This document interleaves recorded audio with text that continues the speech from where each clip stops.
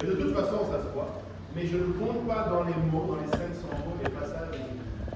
Parce qu'il y en a qui me mettent acte 1, chapitre 1, verset 1 à 25. Et là, il y a déjà 150 mots. Ça ne marche pas. Donc vraiment, c'est les 500 mots rédigés par vous.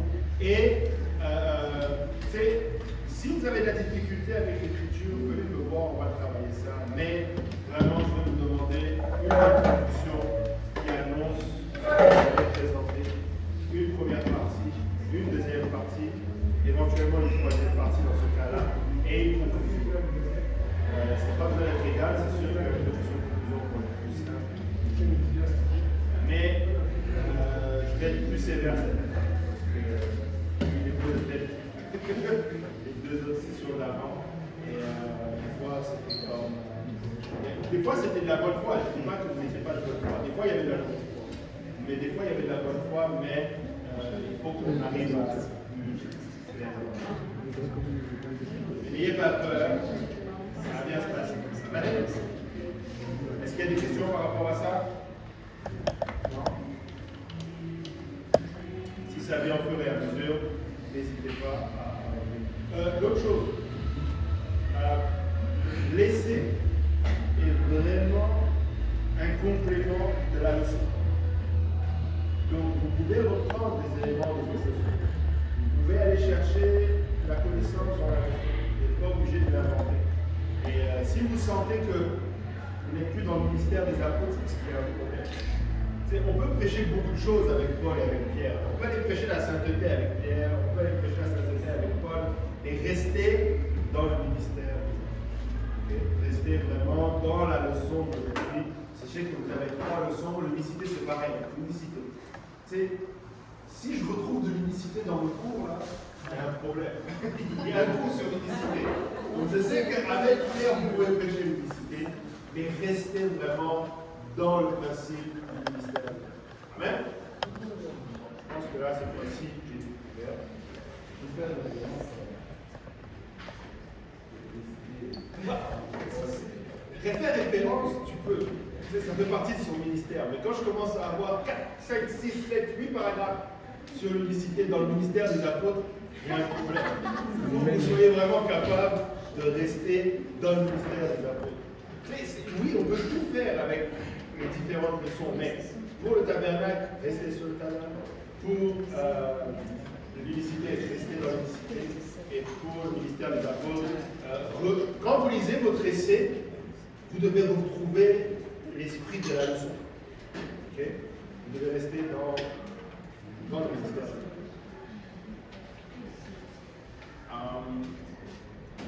Je vais étayer un peu plus pour en parler de la référence.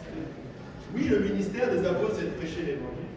Et si tu me fais un essai sur le baptême d'eau au nom de Jésus, c'est pas la leçon. Ça fait partie, mais ce n'est pas. Tu ne peux pas faire juste là-dessus. Prendre un point du ministère des apôtres. Alléluia. Amen. N'oubliez pas que vous devez avoir des expériences de terrain.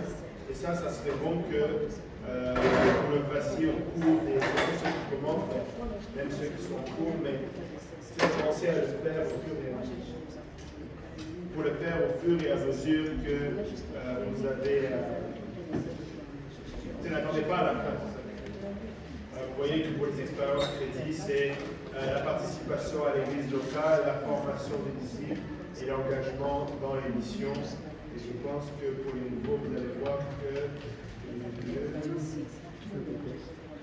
En général, un crédit de ce genre représente au minimum 5 heures d'application ministérielle dans l'une des catégories.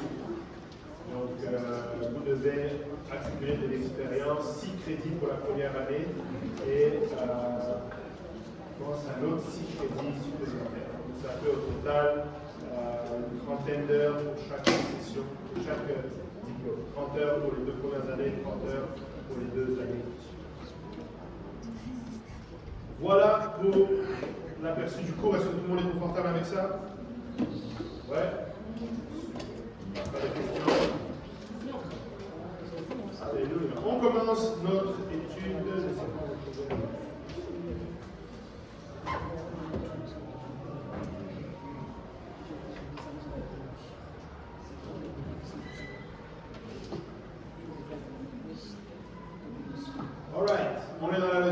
première page, vous voyez que la leçon d'aujourd'hui il va y avoir 4 sessions.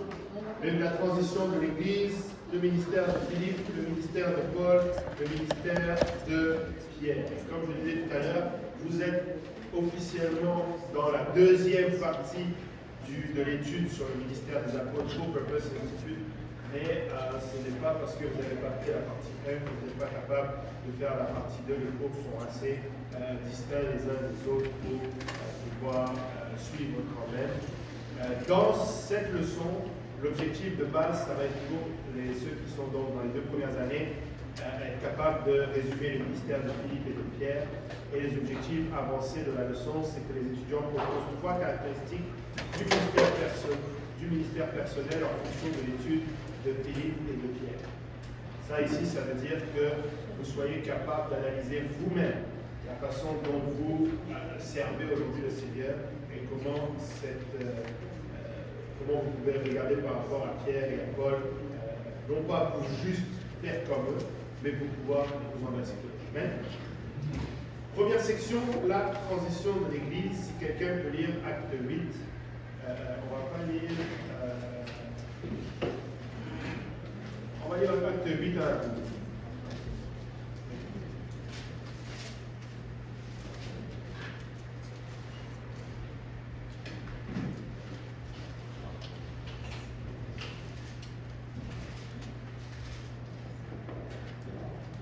Si quelqu'un veut lire. Saul avait appelé le nord du ciel. Il y eut ce jour-là une grande persécution contre l'église de Jérusalem et tous les écrits de la terre. Les sacerdotes avaient mangé de la Judée et la synagogue. Les hommes purent ensevelir Étienne et le pleurèrent à prendre. Saul, de son côté, ravageait l'église, pénétrant dans les maisons, il arrachait hommes et femmes et les faisait jeter à feu. Ceux qui avaient été dispersés allaient de lieu en lieu, annonçant la bonne nouvelle de la parole. Verset 5. Philippe, étant descendu dans la ville de Samarie, il prêcha le Christ. Les foules tout entières étaient attentives à ce que disait Philippe. Lorsqu'elles apprirent et virent le miracle du Christ, car les esprits impurs sortirent de plusieurs éléments en poussant de grands de beaucoup de paralytiques et de boiteux et ils furent encore en cette il y avait auparavant dans la ville un homme nommé Simon. Il se donna pour un personnage important, exerçait la magie et provoquait le serment de la Samarie. Tous, depuis le plus petit jusqu'au plus grand, l'écoutaient attentivement et disaient celui-ci est la puissance de Dieu, celle qui s'appelle la grande. Il l'écoutait attentivement parce qu'elle avait non pas été donnée par cette magie. Mais quand ils eurent pris à Philippe, il leur annonçait la bonne nouvelle du royaume de Dieu et du nom de Jésus-Christ. Hommes et femmes se firent baptisés. Amen. Donc là, on voit une église qui va être en transition et le passage qu'on lit est intéressant. On voit la fin. On voit le début de la persécution avec Étienne, mais on voit la continuité et la fin de ce qu'on pourrait appeler une église plutôt restreinte et enclavée juste à Jérusalem. On voit que dans les 3 premiers versets, c'était un temps difficile, il y avait vraiment cette vague de persécution. Et regardez le verset, le verset 3 surtout. Saül de son côté ravageait l'église, pénétrant dans les maisons, et ils en arrachaient hommes et femmes et les faisaient jeter en prison. Et en passant, ce ne sont pas juste des propos qui sont écrits dans le livre des Actes. Aujourd'hui encore, vous savez, vous avez peut-être eu certainement entendu récemment encore au Pakistan, il y a ce genre de persécution. Et le monde chrétien, la chrétienté de manière générale est la religion la plus persécutée. Mais on n'en parle pas tout ça. Mais c'est une religion persécutée, surtout dans cette région du Moyen-Orient, dans cette région vraiment d'Israël et autour. Les chrétiens sont persécutés. Donc il ne faudrait pas penser que nous sommes différents aujourd'hui au niveau global de l'Église. L'Église ne se résume pas à nos grands bâtiments confortables de l'Amérique du Nord. Mais là, on est dans un sous-sol d'une grande église très confortable, mais juste parce qu'il fait un peu chaud, on voit tout plein de visages presque endormis. Et c'est normal parce que nous sommes habitués à un certain confort, mais l'Église ne se résume pas à ça. Aujourd'hui, l'Église en Amérique du Nord est relativement libre, relativement, mais beaucoup de nos frères et sœurs dans la foi sont persécutés de la même façon que Saul persécutait l'Église primitive. Mais en même temps, c'est cette persécution qui les a poussés paradoxalement à sortir. Est-ce que c'était le seul moyen de le faire? Non. Mais vous savez, Dieu n'a pas peur de la persécution. De toute façon, le Seigneur lui-même, il a donné sa vie pour nous. Amen. Donc, il sait reconnaître ceux qui donnent leur vie. Il dit, celui qui voudra sauver sa vie, la perdra. Amen. Et celui qui donnera sa vie, il en gagnera.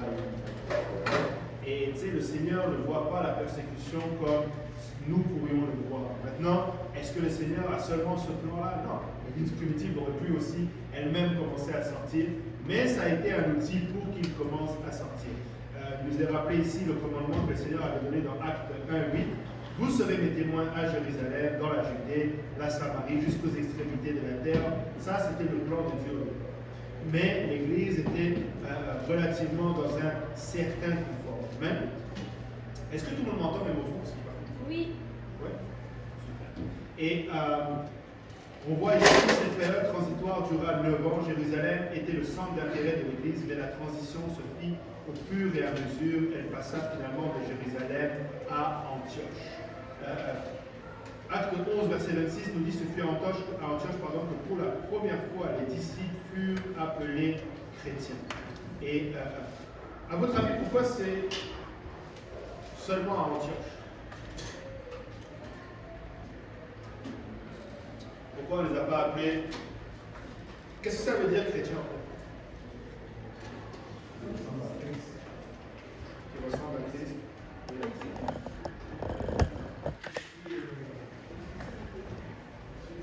Disciple de Christ. Il y a une petite Christ, disciple de Christ qui ressemble à Christ.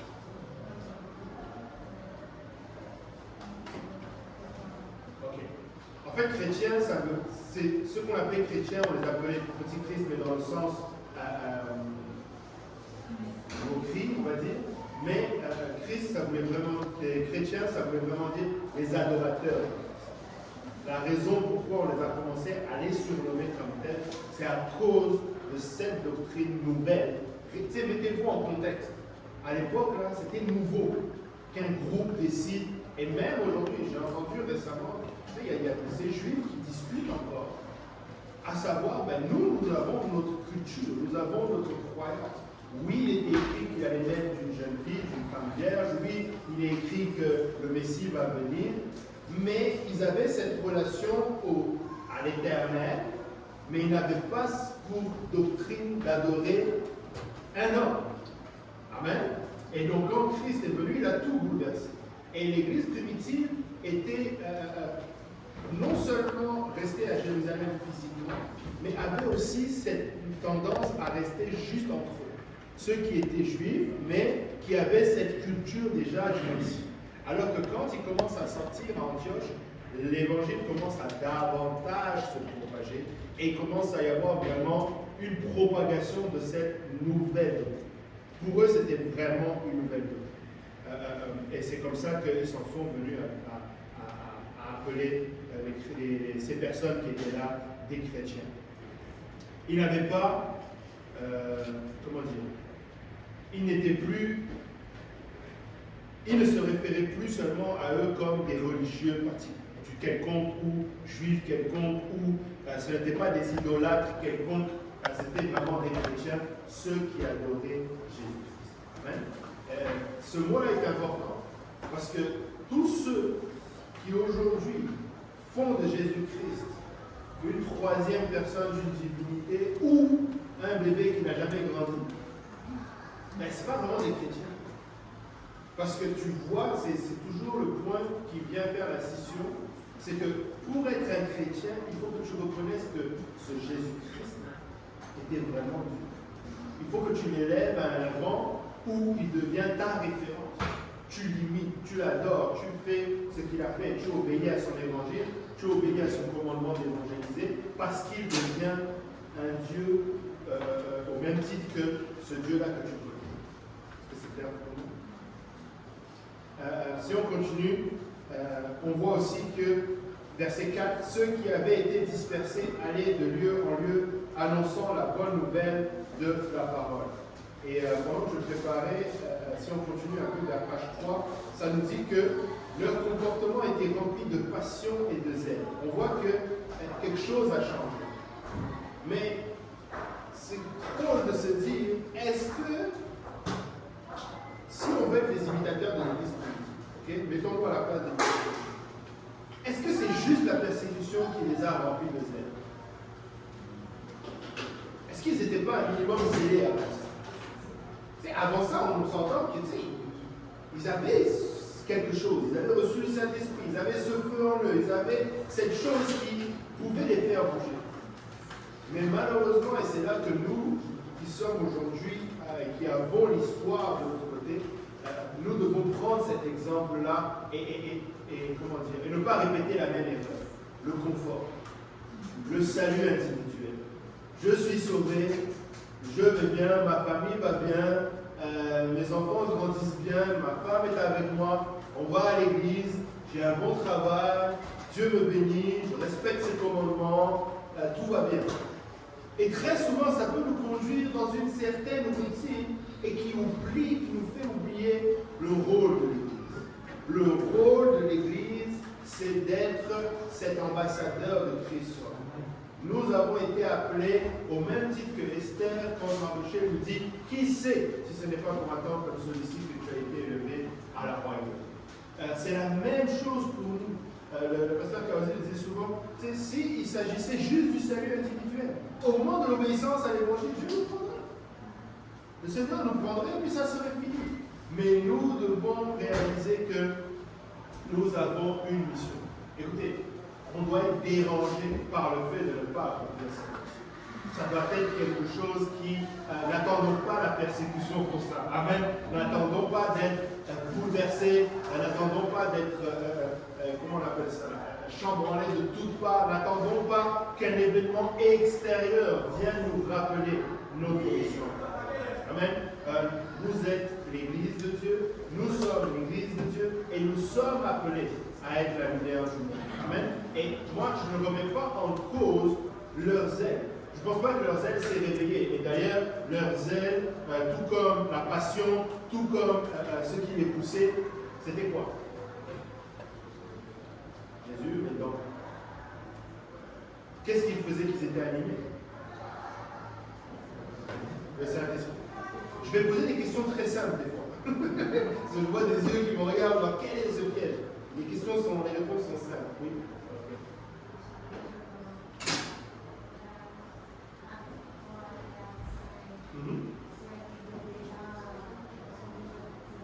Ils sont déjà zélés.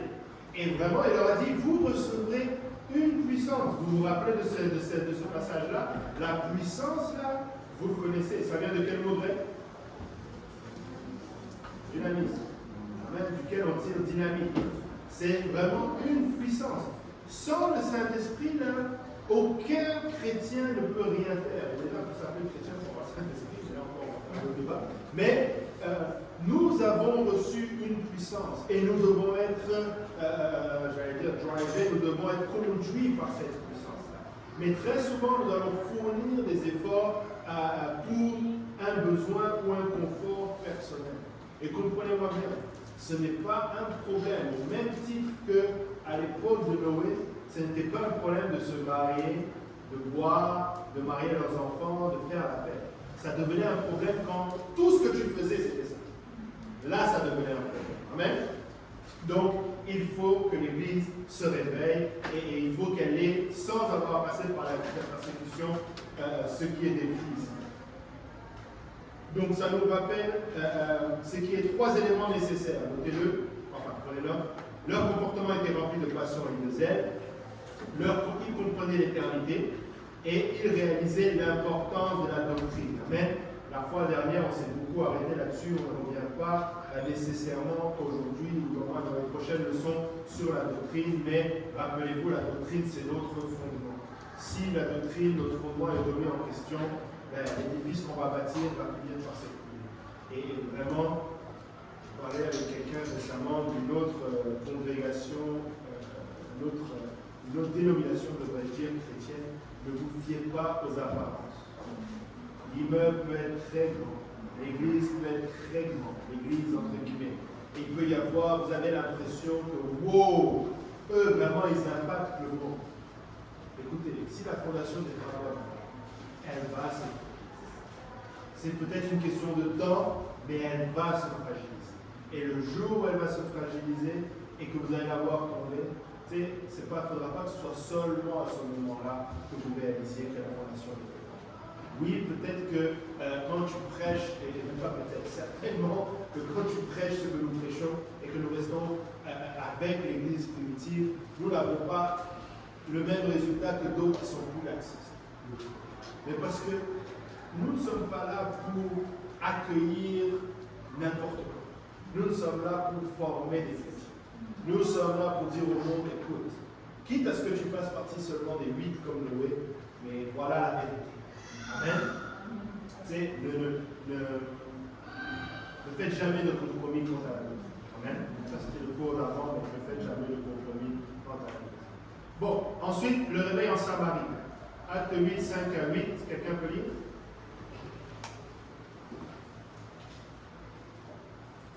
Acte 8, 5 à 8. Oui. Philippe étant descendu dans la ville de Samarie, il prêcha le Christ.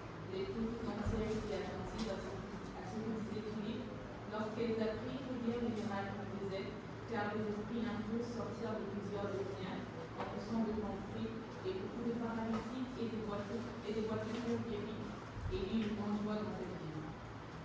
Amen. Et regardez bien, il est en train de faire des miracles. Je pense qu'on en avait parlé la dernière fois concernant l'attraction au miracle. Et je me rappelle qu'on avait passé beaucoup de temps à rappeler, et du moins à discuter sur le ministère apostolique concernant les miracles. Amen. Nous sommes appelés à avoir des signes qui nous suivent. Amen. Voici des signes qui vont suivre ceux qui ont cru. Amen. Ils imposeront les mains aux malades, les malades seront guéris, ils chasseront des démons en nom. Donc oui, l'Église est appelée à ça. Mais que ça ne devienne pas juste notre fonds de commerce, comme on dit. Parce que regardez le verset d'après, quand il y avait le nommé Simon, lui aussi il faisait des miracles. Il faisait certains miracles en exerçant la magie. Et au verset 10, tous, depuis le plus petit jusqu'au plus grand, l'écoutaient attentivement et disaient, celui-ci est la puissance de Dieu, celle qui est la grande. Et pourtant, est-ce qu'il faisait ça de la puissance de Dieu? Non. Il utilisait la magie. Mais malgré tout, il était mis comme quoi, oh, il est en train de faire des miracles de la part de Dieu. Et pourtant, cet homme-là, qui avait cette renommée-là, si vous regardez un peu plus tard, vous allez voir dans l'histoire qu'il est allé proposer contre de l'argent le don qui était donné à Pierre lorsqu'il imposait les mains aux personnes qui étaient là et qui recevaient le Saint-Esprit. Parce que ce même Simon qui était magicien avait compris une chose, le plus grand miracle, c'est celui du Saint-Esprit. Que quelqu'un reçoive le Saint-Esprit, c'est ça le plus grand miracle. Que quelqu'un arrive à la repentance. Et tu sais, si tu te mets ça dans la tête, tu vas voir que tes études bibliques vont changer, ton évangélisation va changer. Parce que si à chaque fois que quelqu'un reçoit le Saint-Esprit, tu considères ça comme le plus grand miracle qui peut t'arriver, ça va devenir différent. Parce que des fois, on est là, ah, mais Seigneur, pourquoi là-bas ça prie, et puis tu vois des boiteux qui marchent, des aveugles qui voient, nous on est là, et certains même soufflent à l'oreille de certains, peut-être même dans vos oreilles à vous, ah, mais tu vois, c'est pas un grand miracle qui a été fait, votre église elle n'est pas puissante. Ils vont venir te voir et te dire comme quoi une église puissante, c'est une église où tous les malades guérissent. C'est une église où les boiteux marchent. Ils vont venir te voir, non mais comment ça se fait qu'on a prié pour un tel ou une telle et elle n'a pas guéri, c'est qu'il n'y a pas la puissance. Mais il ne te dit pas que le plus grand miracle, ce sont toutes ces âmes qui reçoivent le don du Saint-Esprit. Ils ne te disent pas que toutes ces vies transformées, toutes ces personnes qui obéissent, qui revêtent le nom de Jésus-Christ et leur nom est inscrit dans le livre de vie, que ça c'est un miracle. Non, ils préfèrent te dire qu'il n'y a pas de puissance là où tu es. Ne te laisse pas tromper par ça. Amen. Ne laisse pas cette parole venir à toi. Et je sais que quelqu'un l'a entendu récemment, c'est à toi que je ne parle pas à quelqu'un d'autre. N'écoute pas cette voix comme quoi il y a un manque de puissance. C'est tellement faux. C'est tellement à côté. Écoutez, je reprends encore ce verset. Il y avait auparavant dans la ville un homme nommé Simon, qui se donnant pour un personnage important. La personne qui est venue te parler, elle a exactement la même attitude. Elle te fait croire qu'elle est quelqu'un d'important. Elle exerce la magie, lui il exerçait la magie et provoquait l'étonnement du peuple de la Samarie. La personne qui est venue te parler, c'est peut-être un frère dans l'église, mais c'est un magicien au même type. Quand l'esprit du diable est après quelqu'un et qu'il l'écoute, il devient magicien comme nous. Ne te dis pas, oh mais lui c'est un frère vraiment spirituel. S'il est animé d'un esprit du feu, eh bien c'est un magicien. Et puis il continue, la Bible continue en disant, tous, depuis le plus petit jusqu'au plus grand, l'écoutaient attentivement et disaient, celui-ci est de la puissance de Dieu, celle qui s'appelle la grande. Et très souvent, ces usurpateurs, ces lions cachés dans la bergerie, ces loups cachés dans la bergerie, ils viennent et te font toute une démonstration théologique en ouvrant la Bible. Tu vois là, regarde là, regarde là, regarde là. Laisse-moi te dire, tu es dans un trou si tu laisses ton oreille traiter à ça. Tu devrais fermer ton oreille. Je te le dis, cette personne-là, elle est là pour te détruire. Elle est là pas pour autre chose que pour te détruire. Et juste pour que tu vois, lorsque Simon, verset 18, vit que le Saint-Esprit était donné par l'imposition des mains des apôtres, il leur offrit de l'argent en disant, accordez-moi aussi ce pouvoir, afin que celui à qui j'imposerai les mains reçoive le Saint-Esprit. Mais Pierre lui dit que ton argent périsse avec toi, puisque tu as cru que le don de Dieu s'acquérait à prix d'argent. Il n'y a pour toi ni part ni lot dans cette affaire, car ton cœur n'est pas droit devant Dieu. Repends-toi donc de ta méchanceté et prie le Seigneur pour que la pensée de ton cœur te soit pardonnée. Et j'aime bien cette phrase, s'il est possible. Nous jouons des fois avec des choses, tu sais, si Pierre ajoute s'il est possible. Vous allez me dire, mais tout est possible à Dieu, oui. Mais quand cet esprit vient et saisit quelqu'un, ça devient très difficile. Ce n'est pas que c'est impossible, tout est possible à Dieu. Pierre l'a dit pour une raison, c'est que très souvent, quand ces personnes-là viennent, c'est vraiment juste leur orgueil. Amen. On continue. Donc là, dans le passage qu'on a lu, ce n'était pas Philippe l'apôtre, mais c'était Philippe, l'un des 7 diacres, les 7 diacres qui avaient été nommés dans le chapitre 6. Et les Samaritains, qui étaient les frères des Juifs, ne pouvaient se réunir avec eux malgré les différentes tentatives après l'exil. On voit que dans Jean 4, verset 4, que Jésus-Christ devait passer par la Samarie. Et au verset 24, il nous dit Dieu est esprit et il faut que ceux qui l'adorent en esprit et en vérité. Vous savez, les Samaritains n'avaient pas avaient des divergences de doctrine. Et par protection, les enfants d'Israël ne se mélangeaient pas. Lorsque tu étais samaritain, tu ne te mélangeais pas avec un juif régulier. Mais le Seigneur a commencé tranquillement à briser ces barrières-là. Mais il les a brisées avec un but précis. Celui qui vienne à ce jour-là où ils vont obéir à l'évangile. Amen. Ce qui a vraiment changé Samarie, ça a été la prédication de l'évangile. Et regardez, verset 34-35 de Jean 4, Jésus leur dit, ma nourriture est de faire la volonté de celui qui m'a envoyé et d'accomplir son œuvre. Ne dites-vous pas qu'il y a encore 4 mois jusqu'à la moisson. Voici, je vous le dis, levez les yeux et regardez les champs qui déjà blanchissent pour la moisson. Amen. Ne dites pas que la moisson arrivera dans 4 mois. La moisson est déjà là où vous vous trouvez maintenant. Amen. Et pendant que je préparais la leçon, vraiment ce qui m'est venu, c'est si vous voulez connaître quelle est votre Samarie d'aujourd'hui. La Samarie d'aujourd'hui, c'est les églises qui ne sont pas, qui sont trinitaires, des églises qui sont, qui ne prêchent pas la pleine vérité. Amen. Ce que Dieu veut, c'est qu'ils adorent en esprit et en vérité. Certaines églises ont le Saint-Esprit, mais il leur manque la vérité. Il y a même certaines églises catholiques aujourd'hui où le Saint-Esprit est répandant, mais il leur manque la vérité. Amen. Quelle doit être alors notre attitude à leur égard? Une chose que je peux donner comme conseil, c'est ne soyez pas pressés de faire sortir quelqu'un d'une assemblée. Amen. Si vous êtes en train d'évangéliser quelqu'un qui va dans une autre église, une autre dénomination, c'est le même Dieu qui vous l'a mis sur la route, qui va travailler dans son cœur à lui, et qui sait, peut-être dans le cœur de son pasteur là où il va, et de ses frères et sœurs là. Parce que très souvent, ce qui peut nous faire peur, c'est qu'il retourne et qu'à cause des enseignements qui sont là-bas, qu'ils finissent par laisser ce que vous êtes en train de lui enseigner. Est-ce que c'est quelqu'un déjà passé comme ça? Des fois, tu as la crainte. Oh, il risque d'être perverti par ce qu'il entend. Écoutez, c'est Dieu qui veille sur ça. Et c'est pourquoi nous devons prêcher la parole de Dieu. Si tu as peur, c'est parce que ce n'est pas la parole de Dieu. Ce sont tes propres arguments. Et il faut effectivement, à ce point-là, peut-être que la personne qui est là-bas, elle aura plus d'arguments que toi. Ça, c'est possible. Il est très probable que dans d'autres églises, il y en a qui soient plus éloquents que toi, qui soient plus aptes à donner des exemples éblouissants. Waouh, quelle démonstration! Et si c'est la parole de Dieu, c'est Dieu qui veille sur nous. Amen.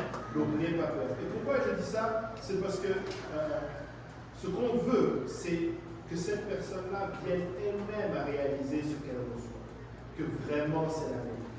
Et qui sait si elle-même, là où elle est, elle ne va pas atteindre d'autres personnes. Parce qu'elle sera venue à cette réalité, elle posera peut-être les bonnes questions et je peux peut-être le partager parce que je suis pasteur aujourd'hui. En tant que pasteur, je ne me permettrai jamais d'aller dans une autre congrégation et commencer à remettre en question l'autorité qui est en place. Jamais. Je ne peux pas me permettre d'aller et puis, écoute, de la même manière que je n'accepterai pas que quelqu'un vienne et remette en question. Ceci étant dit, si une brebis vient me voir et me demande des explications sur telle et telle chose de la parole de Dieu, c'est mon devoir d'y répondre. C'est mon devoir, c'est ma responsabilité. J'aurai des comptes à rendre à Dieu, des réponses que je vais lui donner, de comment je vais l'orienter et comment je vais lui annoncer la parole. Donc, mettez-vous à la place de celui qui est en train de diriger une église, par exemple trinitaire, où sa propre brebis vient la voir en lui disant « Voici ce que je vois aujourd'hui dans les Écritures. Tel passage, tel passage, tel passage. » Qu'est-ce que vous pensez que ça peut avoir comme influence sur le pasteur? Je ne te dis pas que peut-être certains vont juste balayer du revers de la main la question et dire « Oh non, tu es perdu, etc. » Tant pis. Mais peut-être que c'est là aussi que le salut va arriver dans cette église. Le réveil dans cette église. Il y a des gens, il y a des pasteurs sincères. On ne peut rien dire là. Mais le voyage dernièrement qui a été fait par un groupe de nos frères, avec le pasteur Kaozi, le pasteur Serge au Cameroun, ça a commencé parce que un de nos frères qui allait dans cette église-là a appelé son pasteur au Cameroun et lui a dit voici ce que j'ai appris et ce que j'ai reçu comme enseignement de la parole de Dieu. Et ça a ouvert les yeux de ce pasteur-là. Et c'est comme ça que le groupe est parti au Cameroun et a prêché, a enseigné, a baptisé, je pense, 40 au final. Peut-être même 50. 50. 53. On est rendu à 53 personnes parce qu'une personne a rappelé son pasteur et lui a fait part de sa révélation. Amen. Donc, de la même manière que Samarie a reçu, de la même manière d'autres personnes. Même peut-être que tu as un frère, une soeur, un ami qui va dans une autre église, dans une autre dénomination. Ne sois pas pressé qu'il quitte cette dénomination, mais enseigne-lui la parole. Enseigne-lui ce que tu sais être. Ne rentre pas dans des débats inutiles, mais donne-lui simplement la vérité. Et laisse-le partir. Même si finalement, tu vois que bon, apparemment, il a fermé la porte, mais tout ce que tu lui auras donné comme enseignement de la parole de Dieu, l'Éternel veille sur cette parole. Amen. Alléluia. On continue. Acte 8, 5 à 13, on voit que le grand éveil est en train de voir le jour et remarquez l'accent qui est mis sur le baptême. Amen. Nous voyons que l'accent est mis sur le baptême parce que c'est quelque chose d'essentiel. Acte 8, 14 à 25, Pierre et Jean, les apôtres les plus connus, allèrent à Samarie. Tout ce qui s'est passé était puissant, mais le Saint-Esprit restait indispensable. Amen. On va dans la section 2, le ministère de Philippe. Acte 8, versets 26 à 40. Si quelqu'un peut lire, on va pas lire tout, mais...